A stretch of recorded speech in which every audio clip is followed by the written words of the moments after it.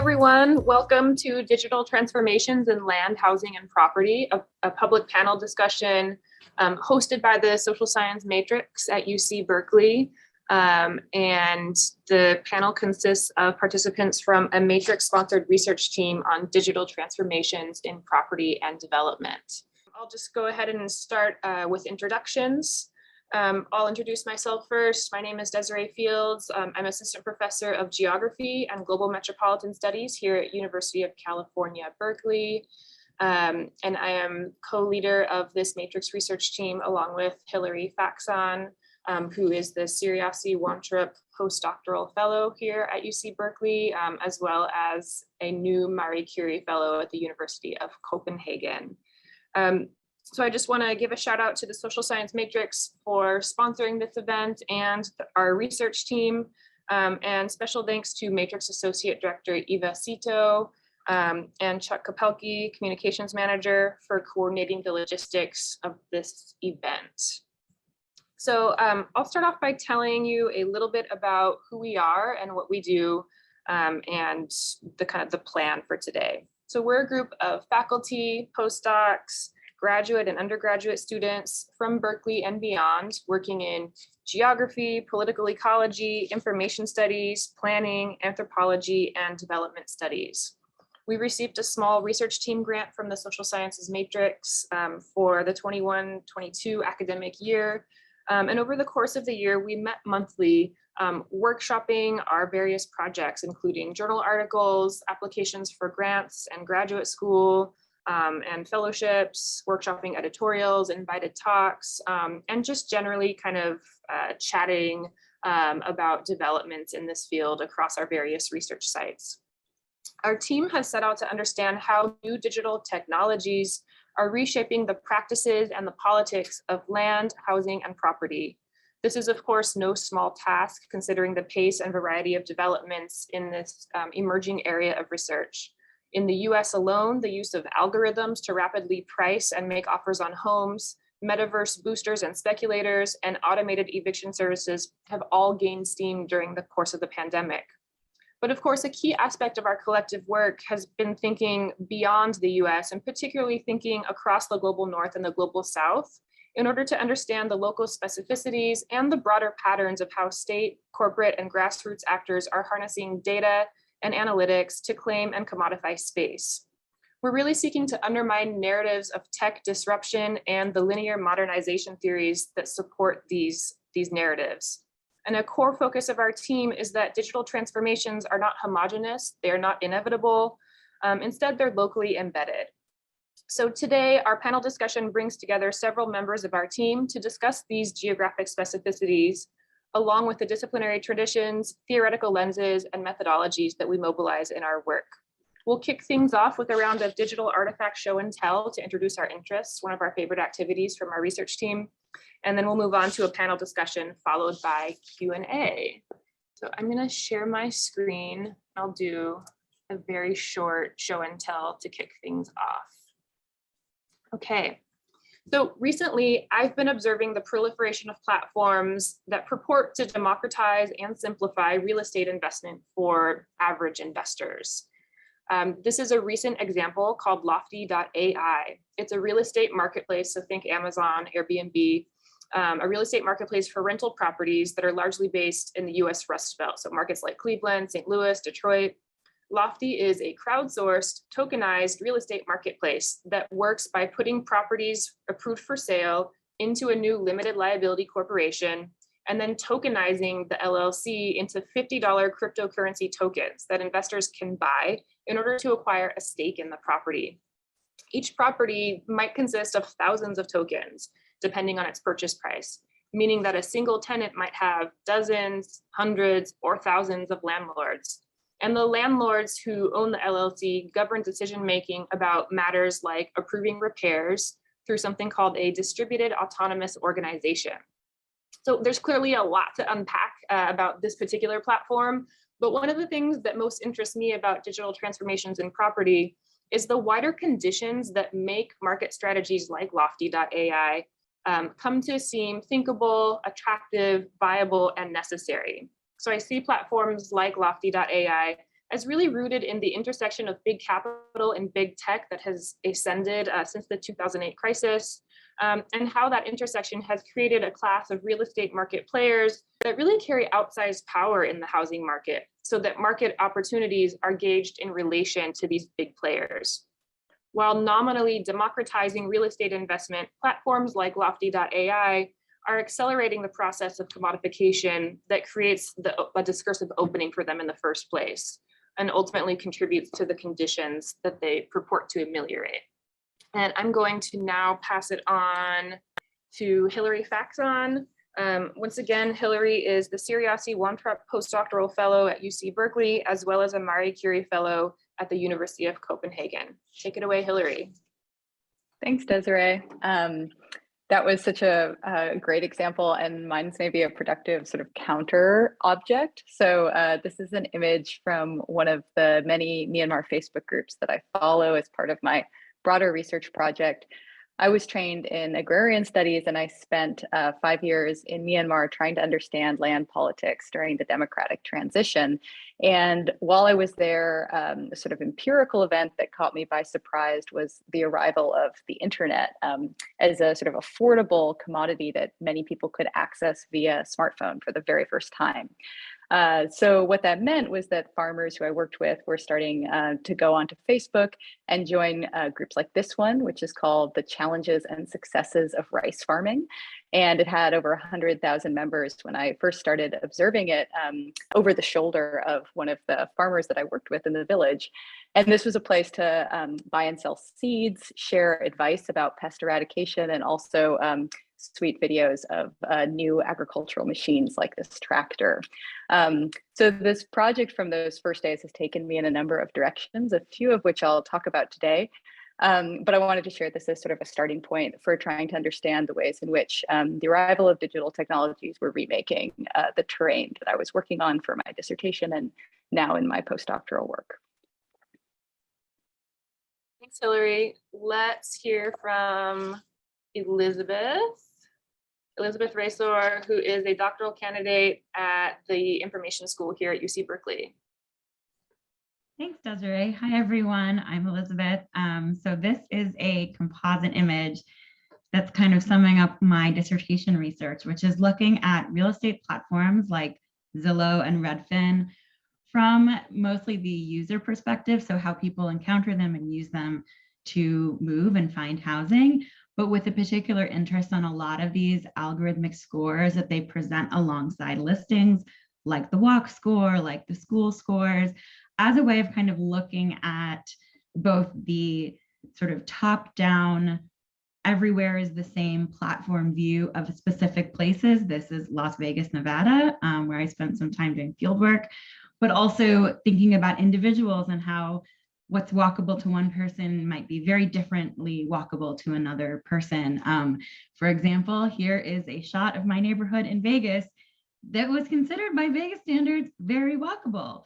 You might imagine that if it's over 100 degrees outside and you can see there's limited to no shade, you know, walking around the block was over a mile because the blocks are huge, because almost everything is a gated community.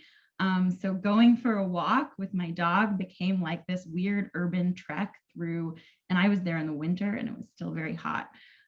So this has been my kind of hybrid in-person online research that I will get more into, but it's been really great to be sharing it with this community of scholars. Thanks, Elizabeth. Let's move on to Juliane Migozzi. Julien is a research fellow in the Cities and Global Finance Networks project at the University of Oxford and incoming postdoctoral fellow for the Urban Studies Foundation. Hi, everyone. Indeed, I'm Julien, and I suggest that we take a quick tour to South Africa for this first show and tell. I have selected 3 pictures that I took during my last field work in February 2022. The first picture on the left, you can see the hands of an estate agent working in Kailicha, which is known, among other things, as Cape Town's largest black township. And as a rental manager, she's busy paying back a deposit to a tenant that recently left one of the properties. And to do that, she's using a rental platform, which sells quite a comprehensive and detailed dashboard to property professionals to manage property portfolio. This app offers the possibility to channel payments, but most importantly, to screen tenants with tailor-made credit scoring matrices. These apps and rental platforms became very popular in South Africa during the last decade, and agents, but also corporate landlords, use credit scoring to select tenants, even in the township these days. As shown in the second picture, this is made possible through a gigantic information dragnet, to use one of the Mario's Fourcade key concepts, which uses ID number to source data on citizens all across the country. In South Africa, all you need is a couple of rands and one ID number to access everyone's financial history in an extremely detailed way. Credit accounts, salaries, places of residence, places of employment, and all these structures, which is partly inherited, technically speaking, from apartheid and then from the democratic states, is structured around the existence of ID numbers. It's a two-way process, as shown in the third picture. The rental data generated by tenants is collected, extracted, and shared with more traditional credit bureaus such as Experian, which I'm sure people from a US background are familiar with. So slowly, surely, but also very unevenly, people and properties from the townships are being integrated into these newly digitized market structures through a process of datafication. And in my own research, I'm trying to understand how technically and economically speaking, this unfolding of real estate technologies is affecting market practices. And secondly, how this reconfiguration of the market is interacting with existing and racialized inequalities in terms of ownerships and residential segregation. Thank you. Thank you, Juliane. And on to Luis Alvarez León, who is Assistant Professor of Geography at Dartmouth. Thank you. Yeah, it's great to be here. So we'd like to show a little bit of the research that, so Jovanna and Rosen and myself have an ongoing research project that really investigates the various spatial transformations that are taking place, catalyzed by digital technologies at a number of scales and different locations. And the one project that we're working on and that recently came out in the annals of the Association of American Geographers is really on the digital growth machine. So this is taking an older idea from the 1960s, 1970s by Logan and Molich of the growth machine, this coalition for urban growth that is premised on the intensification of land use, and thinking through some of its basic premises in the context of digital technology. So what we identified is that there are long-standing developmental and industrial attraction strategies that cities, this primarily has been examined in North American cities, but we're definitely interested in seeing how it plays out in different parts of the world. But essentially, these strategies continue to play out, but with IT firms as the sort of the anchor points and the sort of catalysts in cities. But at the same time, there are new possibilities, new avenues of capital accumulation that are sort of set off by the incorporation of digital technologies. And this is new ways of profiting from land, but indirectly, even though you may not have to develop the land as such. New opportunities for intermediaries, like, for example, all the platform economies that have been deployed in cities around the world, from Uber to Instacart, and of course, Airbnb.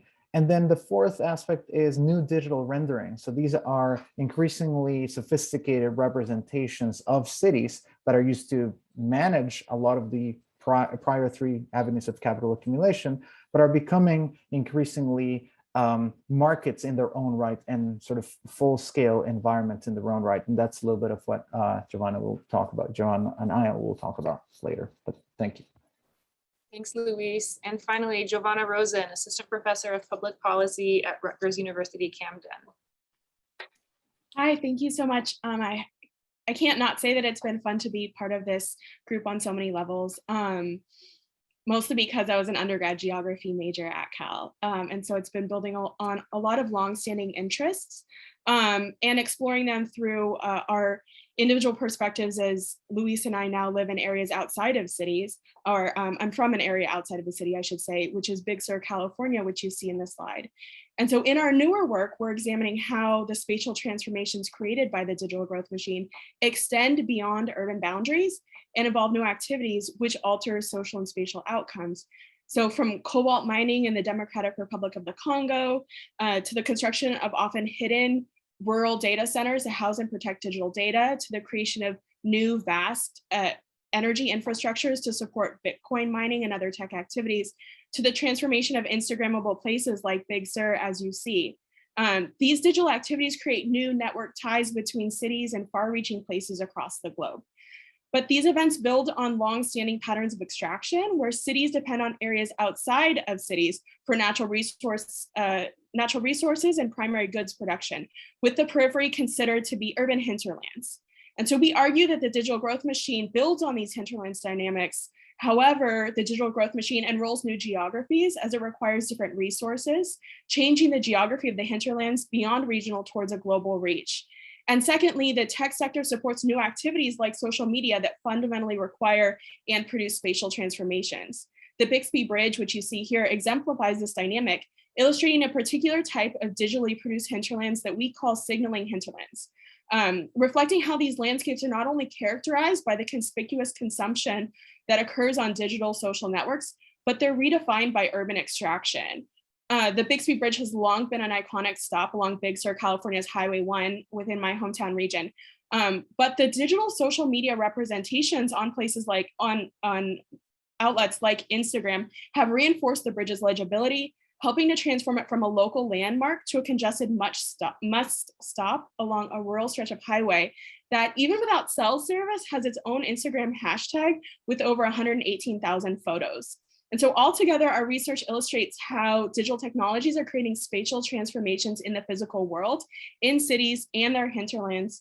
And we'll talk more about how these dynamics are extending into digital spaces, merging physical and digital characteristics. But throughout, a key point that we're trying to make is that the underlying logic here aims to advance urban and digital capital accumulation, a dynamic that supports urban and tech sector growth in ways that fundamentally favor elites. Really consistent with what Desiree talked about first. Thanks, everyone. I think this show and tell gives a nice flavor of the kinds of projects we've been taking up in this group, and really gives a sense of how the digital is kind of producing new relations and circulations of capital and property, affording kind of mobilities of different practices around real estate, like the rise of credit scoring in South Africa, and also engendering spatial transformations in familiar landscapes. And I think now it would be great to build on this show and tell and get a sense of the questions that you're really excited to study in these areas and kind of what you see as the most fruitful areas for research. So maybe Hilary, why don't we start with you and get your take on what this area of work looks like in rural context, because it's usually not the first, like the countryside of Myanmar is usually not the first place we think of when we think of digital transformations of property. So let's start there. Yeah, thanks. Well, yeah, I think so much of this great work, including by members of our research team, is really focused on urban places and often in the West for really good historical reasons. I mean, the Bay Area is ground zero in some ways of these transformations, but I think coming from the countryside of Myanmar and really seeing how radical some of these shifts can be has highlighted to me the richness of looking in rural spaces to ask questions about digital transformations. And I would also say that as I was reflecting on this question, I realized that the platform itself is also kind of a novel site in my case. So being part of the team has helped me think about the ways in which Facebook is a particular sort of place for, or particular sort of digital media platform. So in contrast to Lofty, for example, I think this idea of repurposing a platform that's not built for a property transaction and finding ways to buy and sell land on Facebook in rural and peri-urban areas, which is one of the directions my research is going, starts to raise new questions about sort of who really builds or designs or innovates on platforms or who repurposes them and to what ends. So those are some of the directions that my work is moving in. Oh, I love this idea of reauthoring innovation. That's great. Luis, do you want to pick up on this question of innovation and maybe talk a little bit about the metaverse? Yes, so this is the point that Jovanna brought up earlier, which is that we're extending looking at these avenues of digital and spatial accumulation and seeing essentially where they lead. And one place is, of course, the hinterlands outside of cities, but another place is one place that is sort of coming into being, this notion of the metaverse, which encompasses a bunch of different things that already existed in different shapes and forms: virtual reality, augmented reality, video games, multiplayer online video games, you name it. But the idea here is that they are coming together with the express purpose of sort of creating an environment for capital accumulation that follows a lot of the dynamics of physical spaces. And so even though it's a virtual environment and we really don't have a good sense of what it's going to look like or what it's going to be, much of how it's marketed is as a sort of a reproduction or enhancement of the real world that has some of the characteristics of virtual environments, the sort of the playability, the sort of acting at a distance through avatars, et cetera, But what's interesting to us is that many of the key logics of physical space are artificially recreated for the purpose of extending many of the market mechanisms that work in the real world. So for example, the idea of land is something that doesn't necessarily have a correlate in virtual environments, but creating land in virtual environments means artificially enforcing scarcity. So in many ways going against some of the quote unquote natural characteristics of digital goods, which are in theory infinitely reproducible. But the idea here is tying locations in this virtual environment to locations in the physical world and connecting the value of those locations that we all know or might actually experience physically, like, you know, the Empire State Building or the Hoover Dam or Times Square or wherever that might be, or, you know, real estate markets, for example, with actual locations on the surface of the earth, and then somehow translating that value while creating new markets. So that's what we're going to examine, and it's really, for us, an interesting case study because it combines many of the characteristics of physical spaces and those of virtual spaces, while also displacing their location, because there's many other places that become enrolled in the metaverse that are not the places that are depicted there. Jovanna mentioned data centers, the places where all of the resources and inputs or the labor is distributed that is sort of managing these virtual environments are not necessarily those that you see or interact there. So that's our next phase of the project, and TBD, we'll check back in a few months. And just a quick follow-up, I'd be curious to hear from either you or Jovanna about, are you able to observe any emerging characteristics of the landscape of investment in the metaverse? Is it too soon to say? I'm just really curious if we're seeing as we are kind of exporting, you know, the processes of market exchange and the logics of scarcity of physical space into the metaverse, are we also seeing this kind of, you know, dichotomous, like institutional investors and armchair investors dynamic being reproduced in the metaverse? Jovanna, do you want to speak to that, or do you want me to? Okay. I can say I think that the early evidence suggests that yes, we see a lot of the dynamics that you are talking about, Desiree, extending into this platform. And then one thing that we want to look at through our empirical strategy is to examine whether or not we can trace the way in which land speculation is happening in the metaverse to land speculation, the geography of land speculation in the physical world.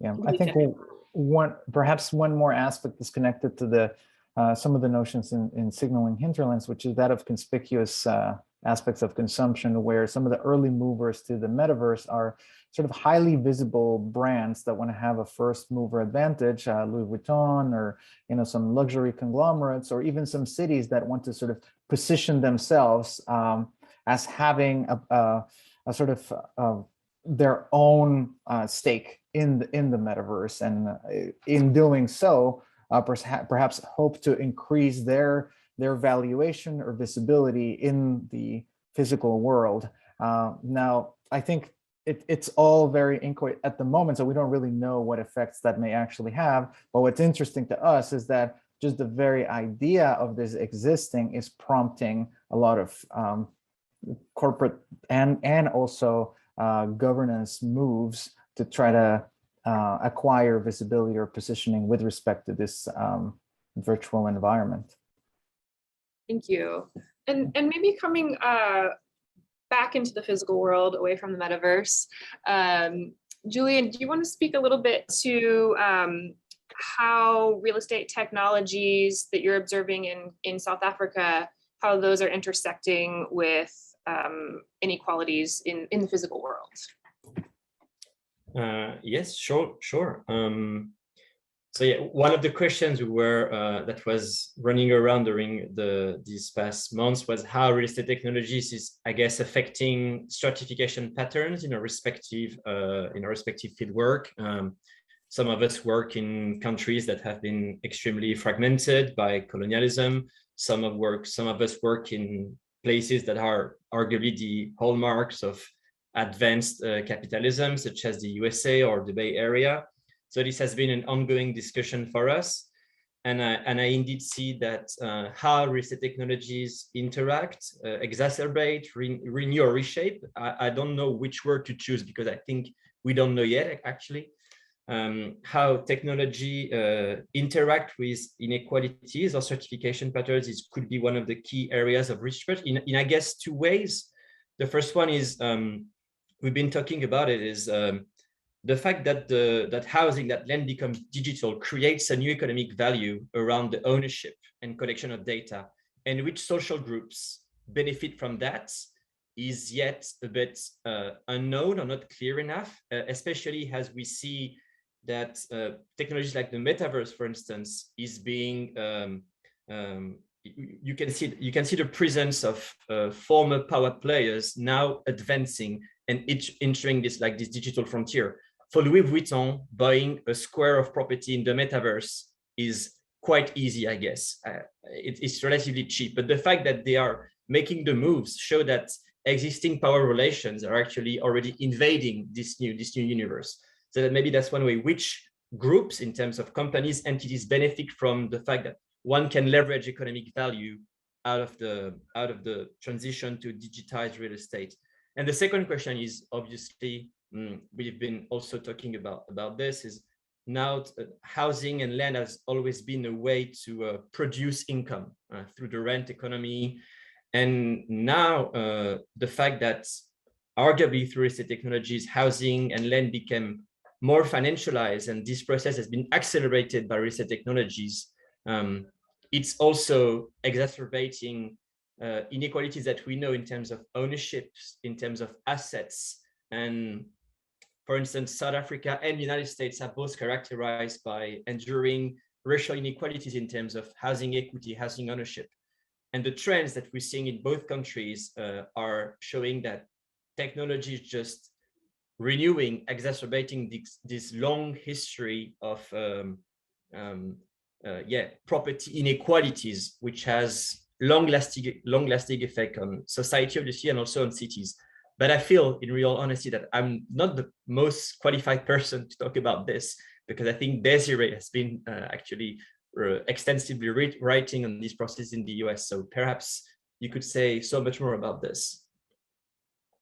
I mean, I'll say like just one or two things, which is that yeah, I mean, just to basically agree with everything that you've said, Julien, that that as digital technologies are increasingly being mobilized in the real estate sector, we're of course seeing that the kind of the power relations and distribution of resources and access to capital and so forth that preceded these digital technologies are continuing, right? So technology is transforming sort of like how real estate transactions take place.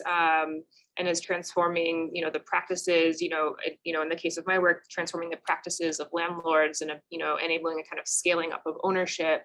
But it's not fundamentally changing, the paradigm of, the purpose of real estate investment being, to accumulate capital. So I think it's really impossible to talk about, the kind of the potential like innovation or disruption associated with real estate technologies without reminding ourselves that, this is all still taking place in the framework of capitalism.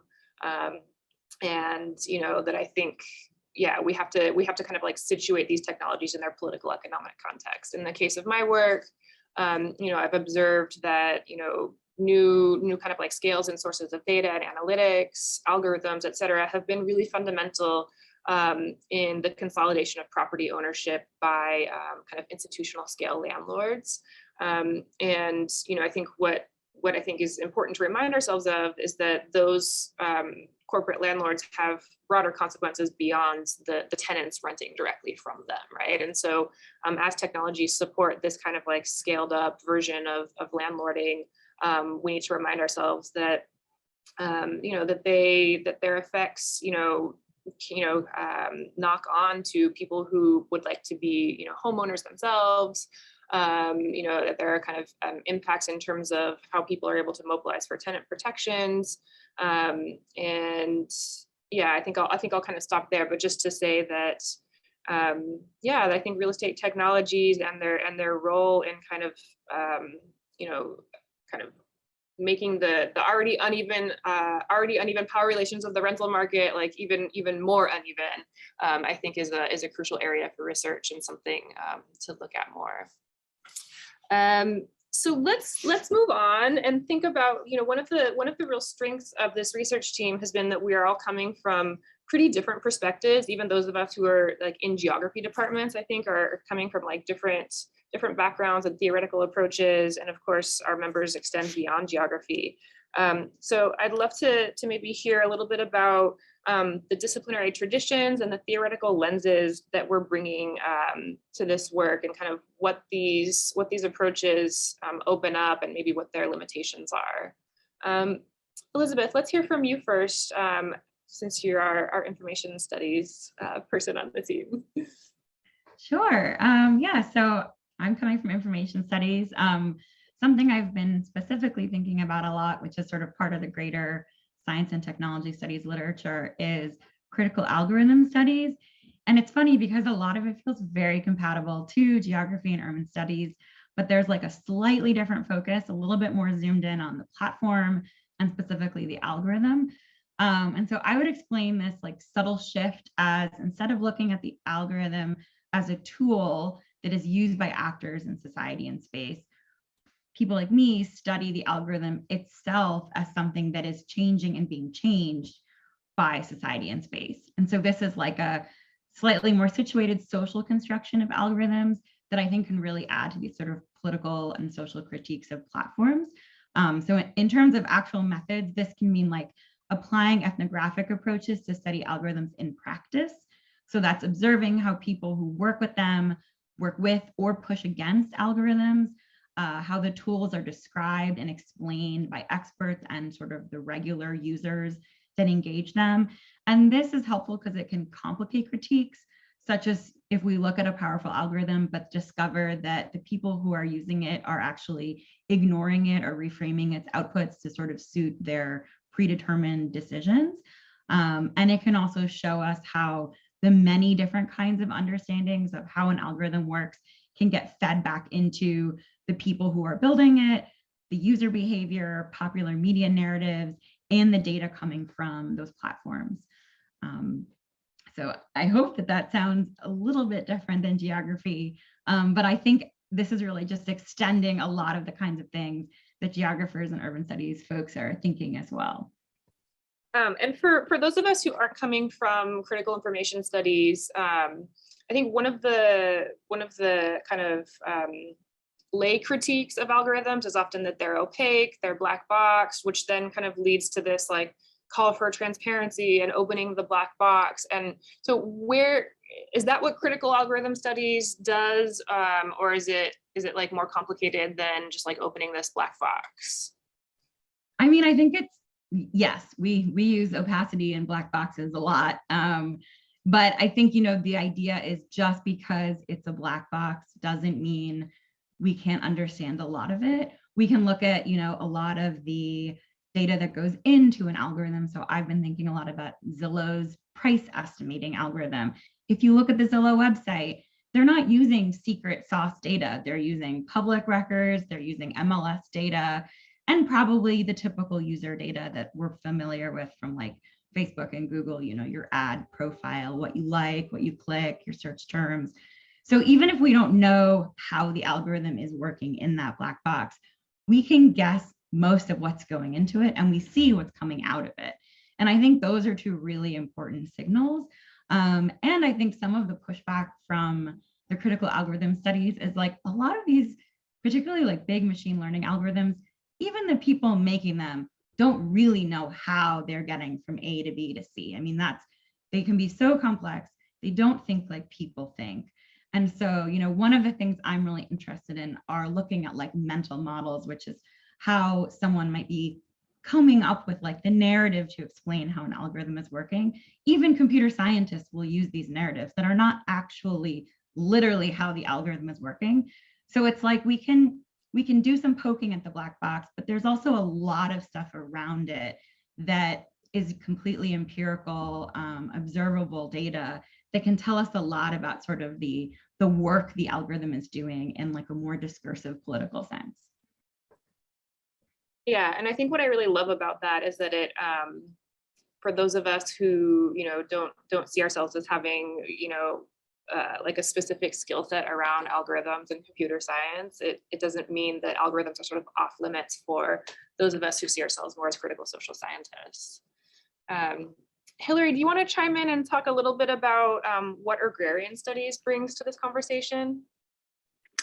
Yeah, well, that was such a nice explanation, Elizabeth, and you kind of inspired me to say like agrarian studies really focuses on land. Like, so if information studies is interested in opening up the algorithm, agrarian studies is interested in socio-ecological relations with land and people who live on it.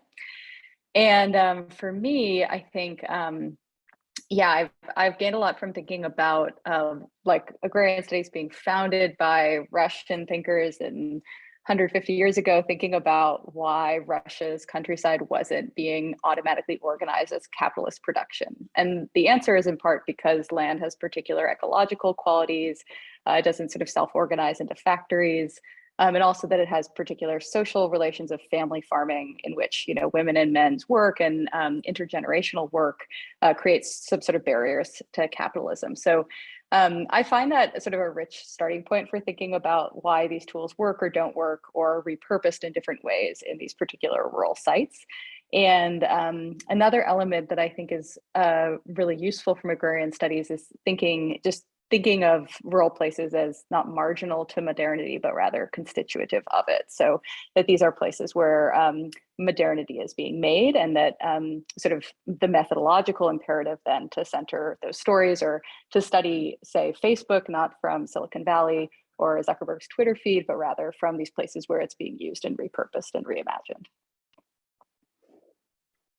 I love that. And I think especially, this idea that the rural is not marginal to modernity, right? Because I think in a lot of, even in critical geography and urban studies, right, like the rural and the agrarian is often sidelined or seen as sort of like preceding the city, and therefore like in history, it's in the rearview mirror. And I think, what your work and what Jovanna and Luis's work, is really showing us is that, that we can't talk about the urban without talking about the rural, the hinterland, et cetera.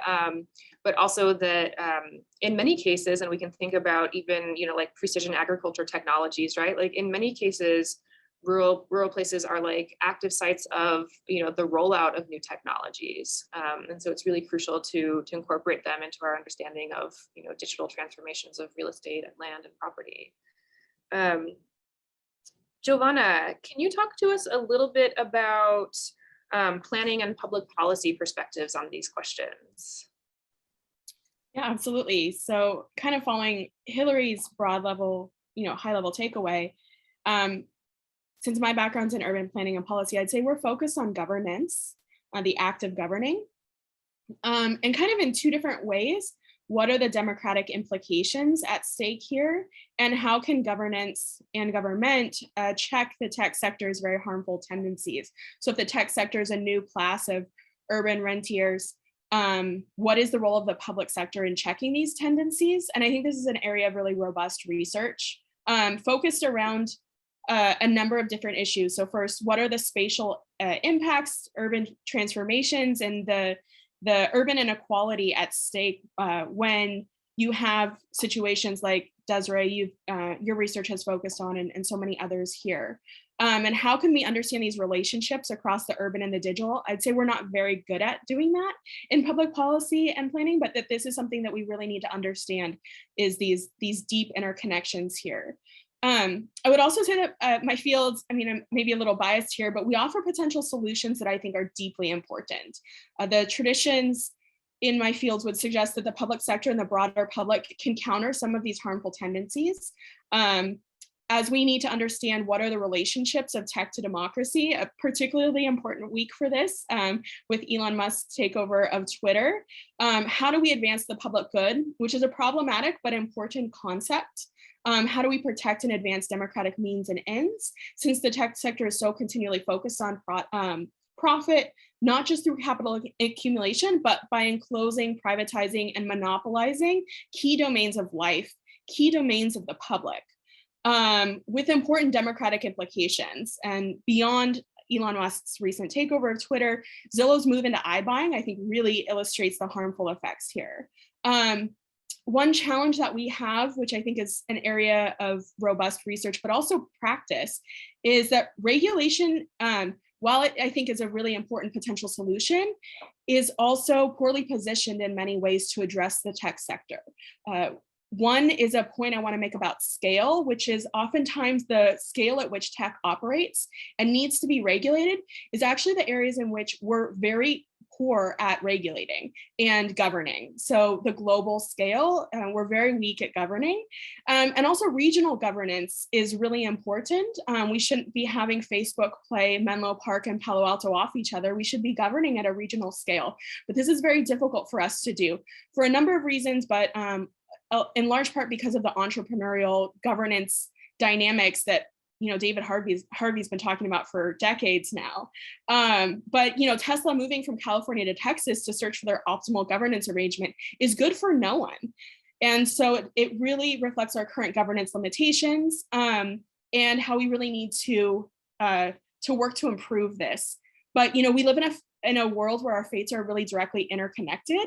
And so we need to figure out a way to not just have a competitive race to the bottom.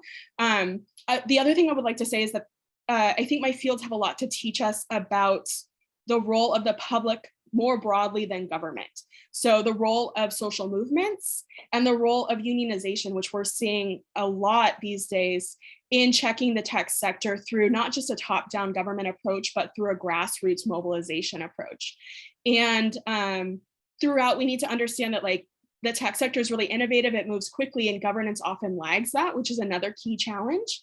But I think that as difficult as democracy is, relying on the private sector to have an outside influence over key and foundational elements of life, such as work arrangements, transportation, and the public sphere, creates really problematic social and spatial outcomes. So public policy has a lot of insight into democratic processes and implications, but as well potential solutions to address this. Thank you, Jovanna. And I love this emphasis on thinking about solutions. I know that's something I think geographers tend to struggle with a little bit more.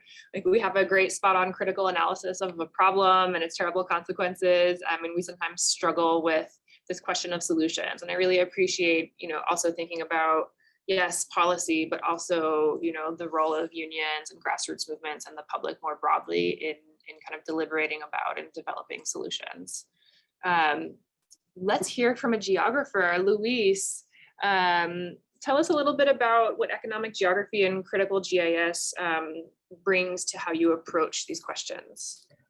Yeah, so I think that there's a really fruitful interaction and sort of the space of encounter here between the traditional conceptual frameworks of economic geography and then critical GIS as a methodological approach and as a set of tools and also theoretical perspectives. And on the one hand, economic geography, it concerns itself with the conceptual building blocks of going back to land, as Hilary mentioned, space, territory, scale, location, but how they are enrolled and enmeshed in economic activities in different ways, materially, but also in sort of discursively and theoretically through the actions of the state, capital, labor, et cetera, et cetera. But on the other hand, it also takes formations that we might take for granted and that also sometimes are not particularly spatialized, as, for example, markets, which are often thought about in the abstract sense, and really tries to find its spatial underpinnings or its spatial constitutions, like at which scale do they operate, how are they governed, who are the actors, where are they located, where do they fail, what are the sort of the consequences of those failures in very concrete terms.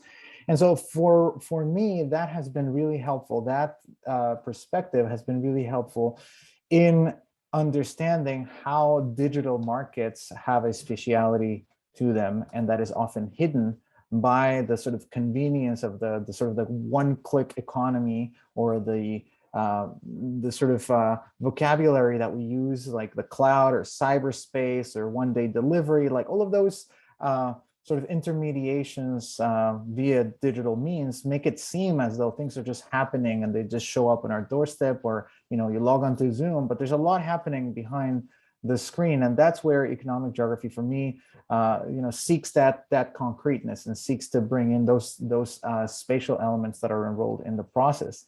On the other hand, critical GIS is a tradition that takes cartography and geographic information systems and map making seriously as sort of politically situated technologies that are part of regimes of accumulation and let's say political economic systems.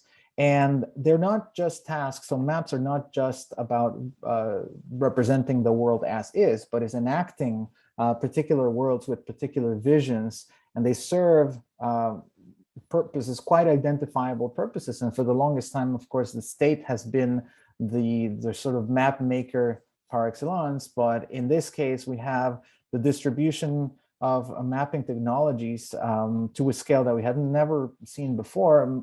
A lot of it in corporate hands, if you think something like Google Maps, but also in the hands of the public, like, for example, OpenStreetMap or any kind of sort of volunteer geographic information or data collection. And so these are the means by which digital markets are also made.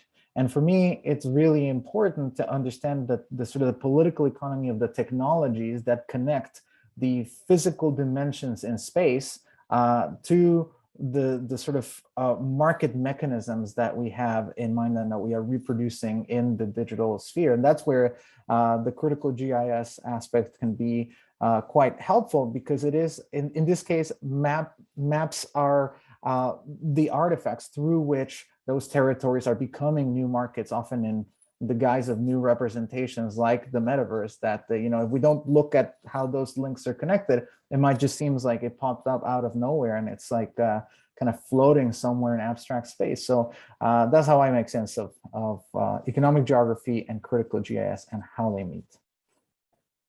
Thank you, Luis. And I think, taken as a whole, I think one of the things that that sort of like comes out for me from hearing each of you speak about the kind of disciplinary traditions and lenses that you're bringing to this work is the imperative to kind of to like work across the concrete, the material. So whether we're talking about, the land or the spatialization of markets, and to be able to link that to, these very seemingly abstract phenomena like algorithms or platforms or kind of digital maps, right? And so I think, taken as a whole, we're really seeing each of us grapple in our own ways with the imperative to bring these things together. And to, of course, as Jovanna, discussed, to also be looking for solutions, whether those come from the state or from the grassroots.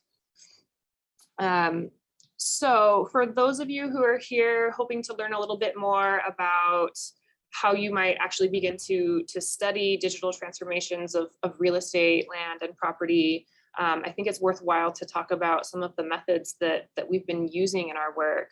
And Julien actually has quite a lot to say about this, as someone who I think brings together both like ethnographic and statistical work really nicely. So do you want to speak to that a bit, Julien?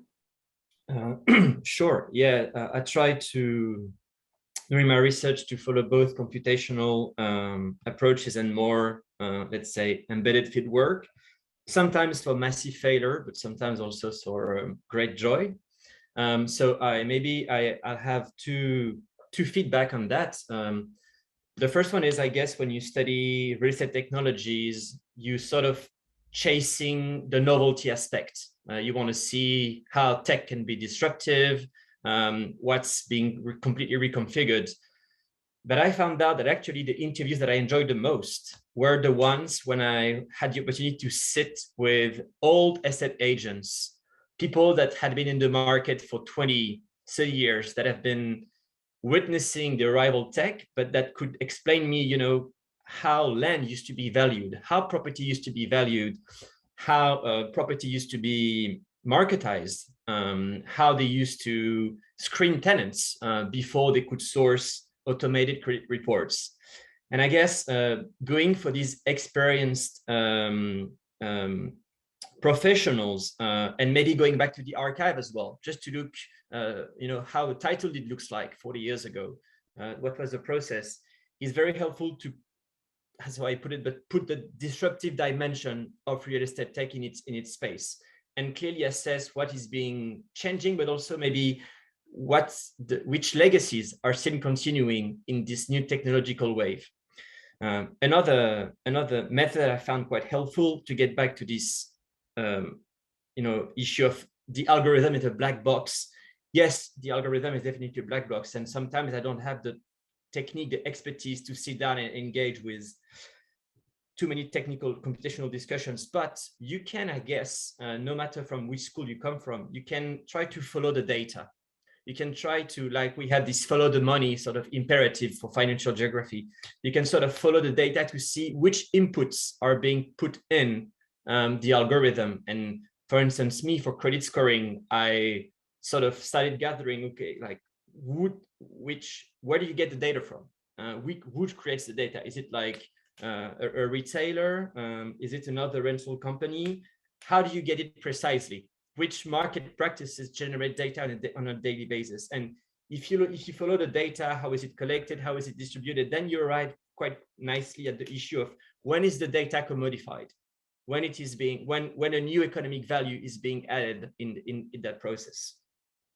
And then the last one I want to talk about is that, and you can use it, that digitized property markets leave digital traces. The fact that the economy is becoming digitized offer the possibility to capture data, to use digital data, to repurpose it for your own research questions. And that's, I guess, an opportunity for social scientists, broadly speaking, in the digital era. But I see some names in the participants that are truly real computational wizards. So I'm not going to venture too much into that realm, just to say that now more property data is made available through public repositories, but we have also, as computational science, social scientists, possibility to source data from different websites that have a direct or indirect link with real estate market activities. So programming skills are, I think, welcome, but definitely not necessary if you want to engage with this digital data, with these digital traces left by real estate activities. And on that note, I think I'm going to maybe popcorn to one of other people in the group who have been using what I call these digital traces that the market leaves behind, either on social networks or on specialized data websites, and how you can approach these data, not with the purpose of commodifying it, but analyzing it with a social lens.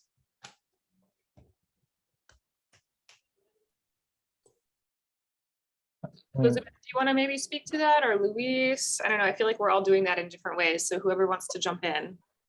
I can jump in a bit here with a kind of a separate angle, maybe from a perspective of a slightly different technology and a different type of data set, which in this case, one of the other projects that I'm working on is really trying to understand another thing that is sort of coming into being, but is already having effects in the world, which is the autonomous vehicle economy, market, revolution, as it may be advertised. So whatever that might be, we see glimpses of it, of course, in the streets of the Bay Area. It's kind of common. In other test sites, you see the self-driving cars, and we see a lot of advertisement and PR on that side for a few years up until 2019.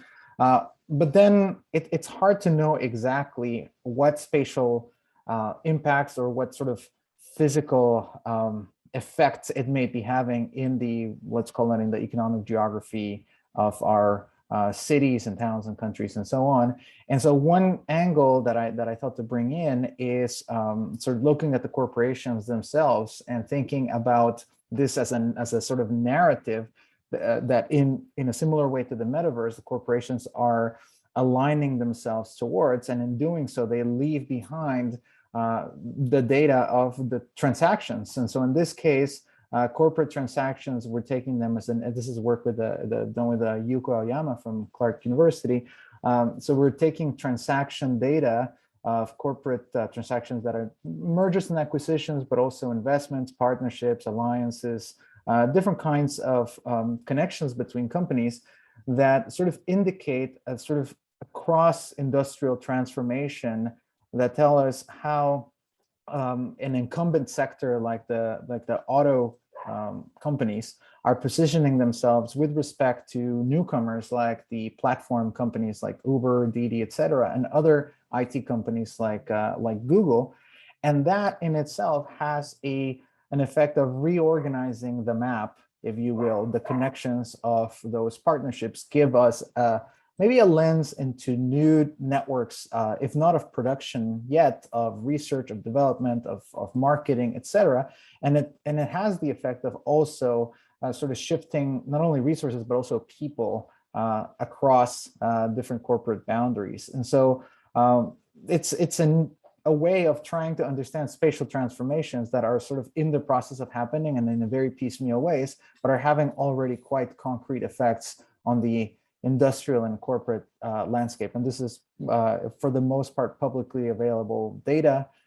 Sometimes you can get the actual amounts of those transactions, but sometimes it's enough to know that corporation A and B have entered into an agreement, and then you can kind of use that to map certain things. So that's our take on that, or one of the aspects we're looking into, the sort of the AV economy, that as many of the things we're talking about may or may not happen, but already is having effects in our world.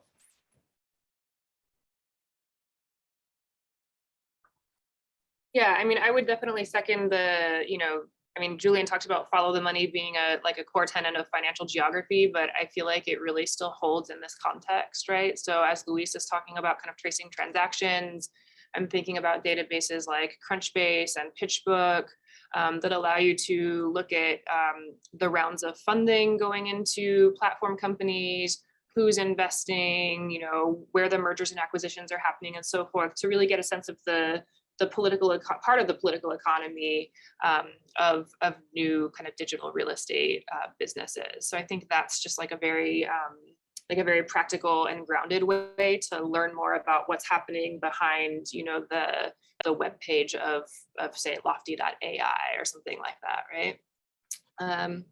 Does anyone else want to speak to this question of methods or digital traces?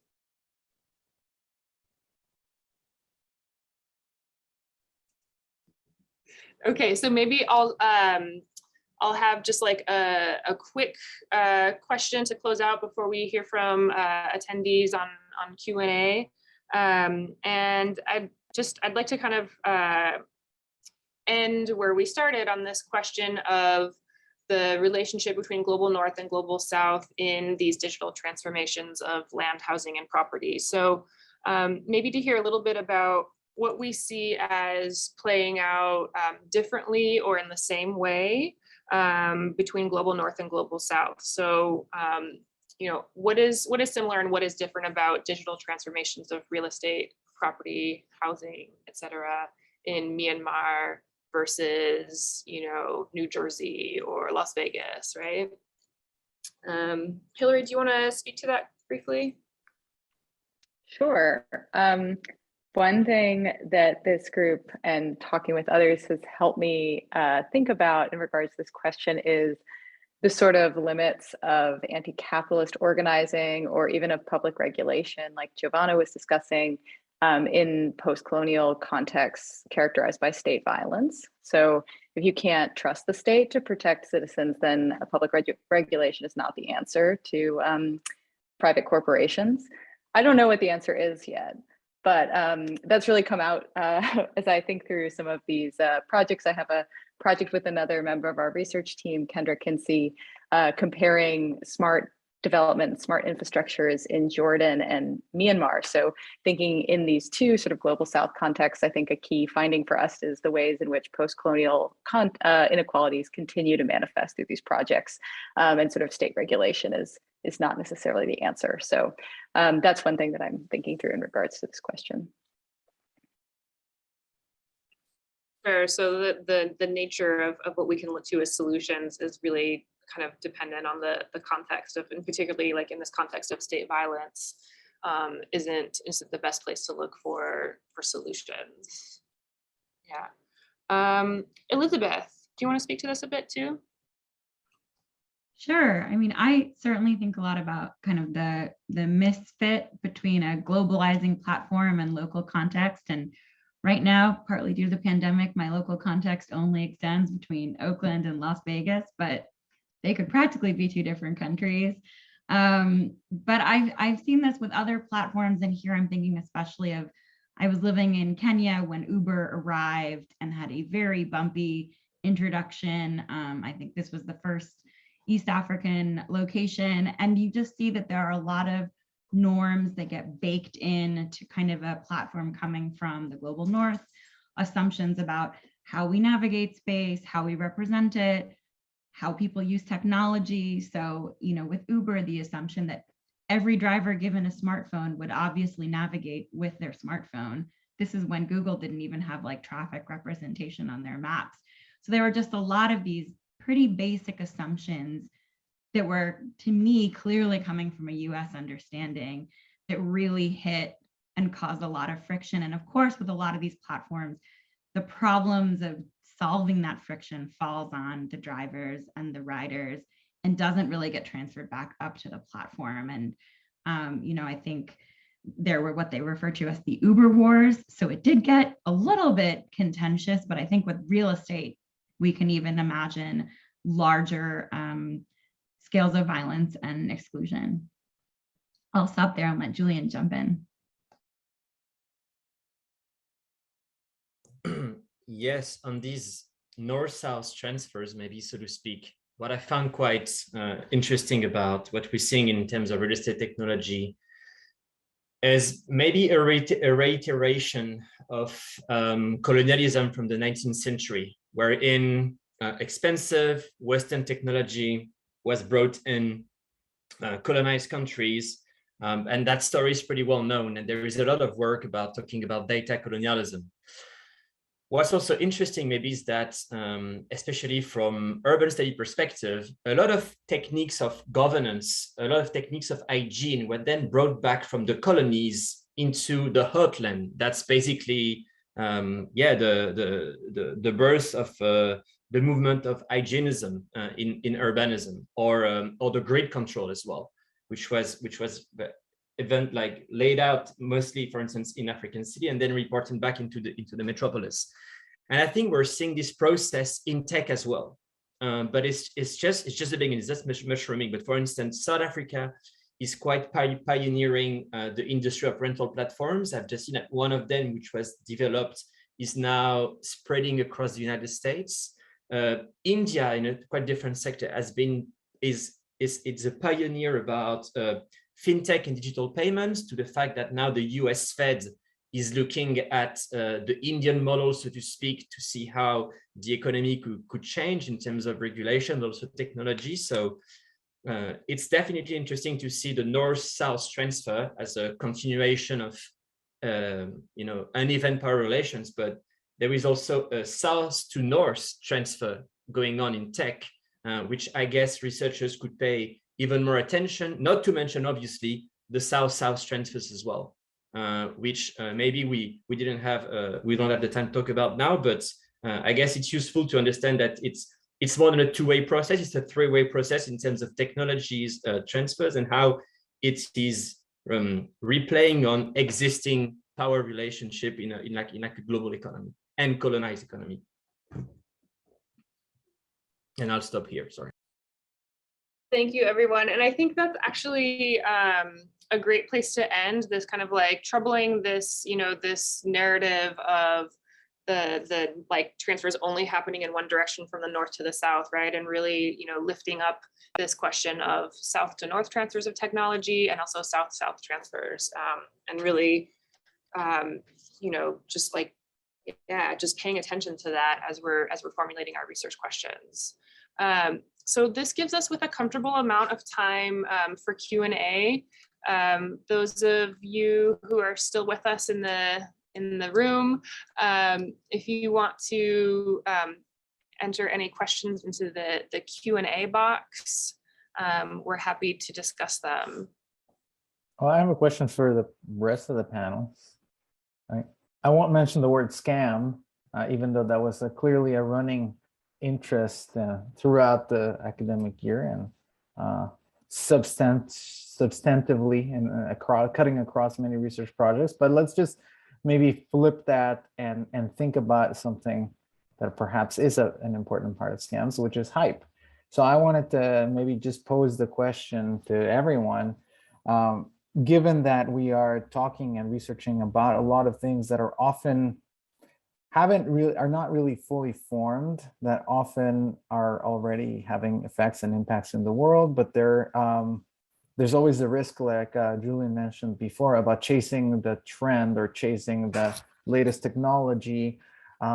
There's an element there of dealing with the hype of the subject matter and of the transformation that we are looking into, without falling for it. So I know that so Lee Vincel has this recent essay about like how to do technology criticism without falling for the hype or without feeding into the hype. So how are we approaching that in our respective cases, projects, etc.? And how do we reckon with the aspect that we want to perhaps examine where it's come from without necessarily feeding into it?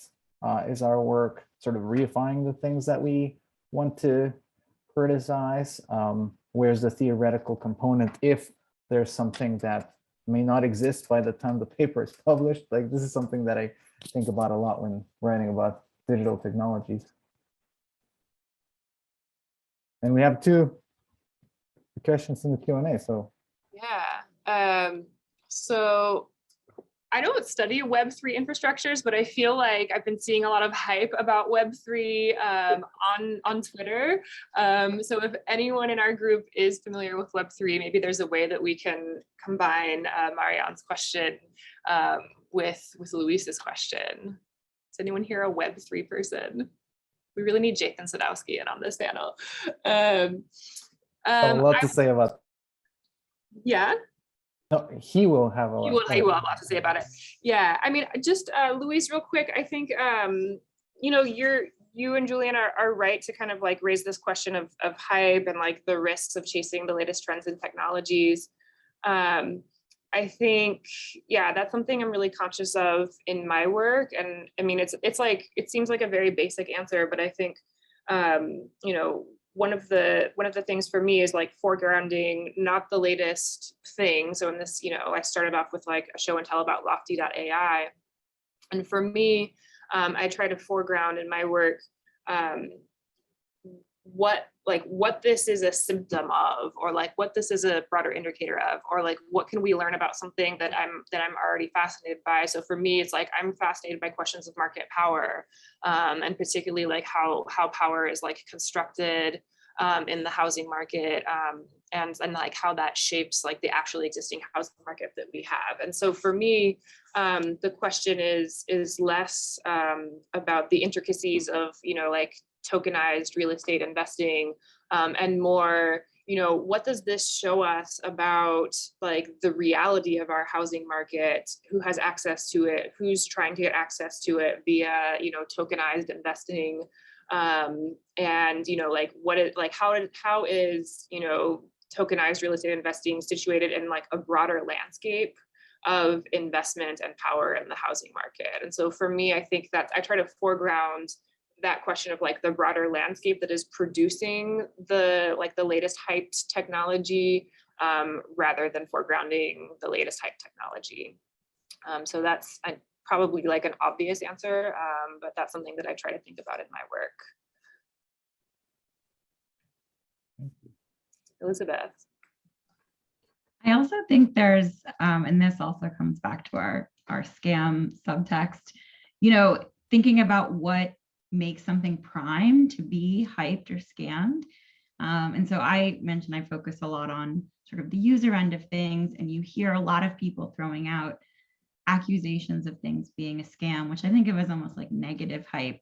But a lot of that is like the real estate system, particularly if you're a renter or if you're someone trying to be a first-time home buyer.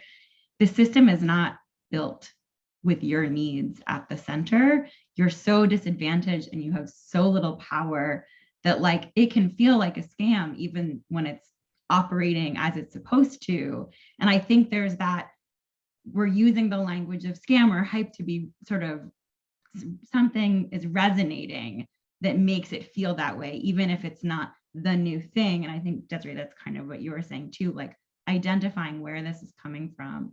And so that's just something fascinating to me, is how many layers can be technically fine, but are actually feeling to the people experiencing them as unfair or imbalanced.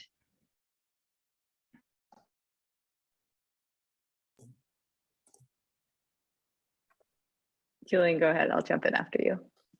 Oh, no, go ahead. I was going to talk about the Web3, but no, go ahead. Okay, Hilary. cool. I can make a bridge comment because I wanted to say something about hype and something about Web3, which is just that, yeah, this question is one that I keep coming back to because every time I present my work, I'm asked about Facebook's role in Myanmar's Rohingya genocide, which is a really important question. And that's what most people think of when they think about Facebook in Myanmar, but it's not what I'm talking about when I talk about like land brokers and small farmers using Facebook.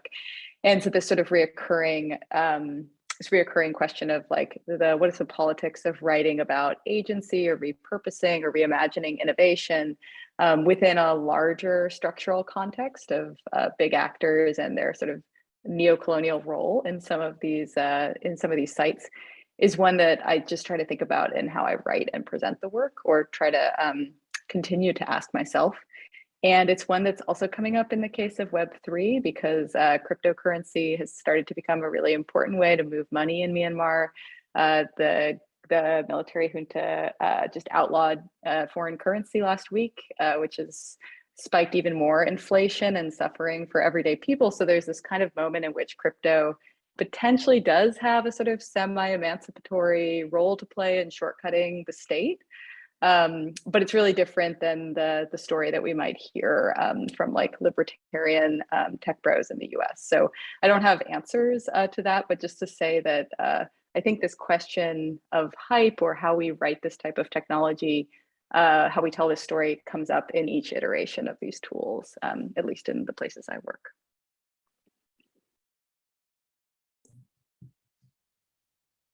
Julien, you wanted to say something about Web3? Yeah, sure. So first, if we understand Web3 as some sort of decentralized model of internet run on peer-to-peer infrastructures, then I would say I have a personal take and maybe an academic take on that. The personal one is that probably why we don't encounter this much in our respective fieldwork is that real estate, housing, and land are a not commodity. It's very locally embedded, it's immovable. And I think these kind of like latest technologies are a bit slow at integrated real estate, which is a very old-fashioned industry in many regards because of the type of object that is being sold, marketed, valued. And the fact that maybe Zillow was iBuy was a fail speaks to the quite like, I don't know, the fact that real estate is localized somewhere there is a lot of emotion involved, as the estate agent says, about the buying and the purchasing of land and housing. So in that regard, it's an old-fashioned product. And I would say also on top of that, that in the finance as well runs on Excel. Yes, there is a lot of talk on crypto and etc. But if Excel collapses tomorrow, then finance as well as a global industry would run into uncharted territories, which brings me to my academic take on the topic of Web3. Maybe it's not in property scholars that you can find the most interesting reflection on how Web3 is changing a specific industry, but it's maybe in the literature on financial technologies and fintech, so to speak, who has been precisely investigating how peer-to-peer systems have been integrated within the financial system. And their research findings are pretty clear. There is no disruptive effect of the Web3 in that regard. It's more a re-intermediation of fintech is just bringing a re-intermediation of the industry at the benefit of existing power players. So Marion, if that's a new research direction for you, I would really suggest, if you're interested in like the work of geographers, maybe to look at what was done in the industry that has been the most sensitive to the unfolding of tech, which is finance, because I guess real estate in many regards remains like kind of old school when it comes to transacting things. But that's a personal take on that, obviously. Jovanna, did you want to speak up on this too? Yeah, to take a very different approach than Julien, as I often do. But your ideas were very brilliant. I think the way that maybe Luis and I, although I see his hand is up, so I'm interested, would think about Web3 would be through the spatial impacts of the energy infrastructure required to support it. So I think that the idea of hinterlands could be very useful here. And so, you know, as we've grappled with putting together a typology of hinterlands related to the digital growth machine, we've really questioned the role of energy and come to the conclusion, which is new information for all of you, that it needs to be its own separate hinterlands because it's so deeply important to supporting all of this work. And so the idea that we've been thinking about relative to exclusion and all of these dynamics is really the through line here is the fact that there's such an energy infrastructure required that has such a deep and important and particular spatial impact that relates in many ways to climate change because there are particular climates that support it that I think is one important aspect of Web3 that should be raised. Luis. Thank you. And very good point, Jovanna and Julien and everyone.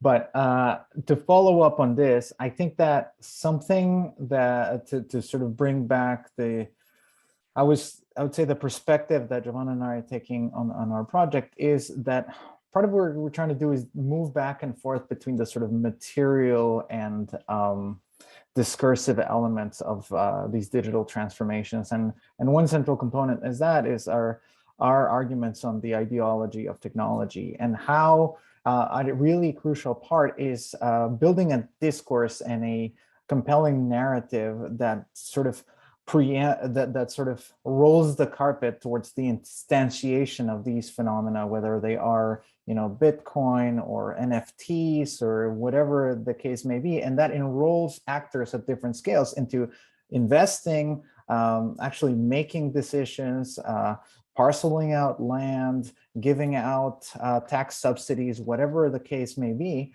But the ideological component is really important because it sort of makes these fictions real, as it were. And to bring back Jathan's research, there was an interview that I heard on Australian TV the other day, and Jathan was saying something about, I remember if it was NFTs or Bitcoin, and the phrase was like, these are Tinkerbell technologies, and like if you clap hard enough, then they will exist.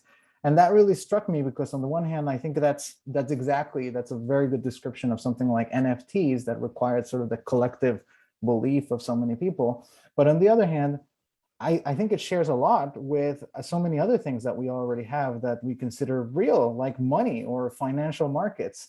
And so part of what's interesting to me is like, what is different and what is a continuity between our current economic system and its other technologies versus what we're seeing now?